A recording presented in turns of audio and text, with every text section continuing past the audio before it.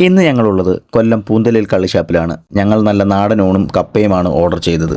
ഊണുകാലമാകുമ്പോഴത്തേക്കും ഇവിടുത്തെ തിരക്ക് കാരണം നേരത്തെ തൊടുകറികളെല്ലാം പ്ലേറ്റിൽ സെറ്റ് ചെയ്ത് ഇങ്ങനെ വെച്ചിരിക്കും. കൊഞ്ചു റോസ്റ്റും കക്കാത്തോരനും മീൻ വറുത്തതും കുടംപുളിയിട്ട മീൻ കറിയും തലക്കറിയും നല്ല കരിഞ്ഞണ്ട് റോസ്റ്റും കൂടെ നല്ലൊരു ഊണും കപ്പയും കൂടി ആകുമ്പോൾ സംഭവം പൊളിച്ചു.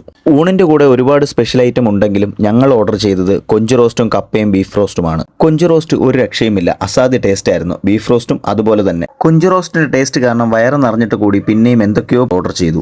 പലയിടങ്ങളിൽ നിന്നും ഫുഡ് കഴിച്ചിട്ടുണ്ടെങ്കിലും ഇവിടെ നിന്ന് കഴിച്ചപ്പോൾ മറ്റൊരു സന്തോഷം കൂടി തോന്നി. ഇവിടുത്തെ സ്റ്റാഫുകളുടെ സഹകരണം അത് എടുത്തു പറയേണ്ട ഒന്നാണ്. ഊണിൻ്റെ കൂടെ നല്ല തേങ്ങയരച്ച മാങ്ങയിട്ട മീൻചാറും കുടംപുളിയിട്ട മീൻചാറും നല്ല എണ്ണയുടെ രുചി മുന്നിൽ നിൽക്കുന്ന അവിയലും വേറിട്ട് നിൽക്കുന്ന പാവയ്ക്കത്തിയലും കൂടെ നല്ല അടിപൊളി മാങ്ങാച്ചാറും. മാങ്ങാച്ചാറിൻ്റെ കാര്യം എടുത്തു പറയേണ്ട ഒന്ന് തന്നെയാണ്. അത്രമാത്രം രുചിയായിരുന്നു.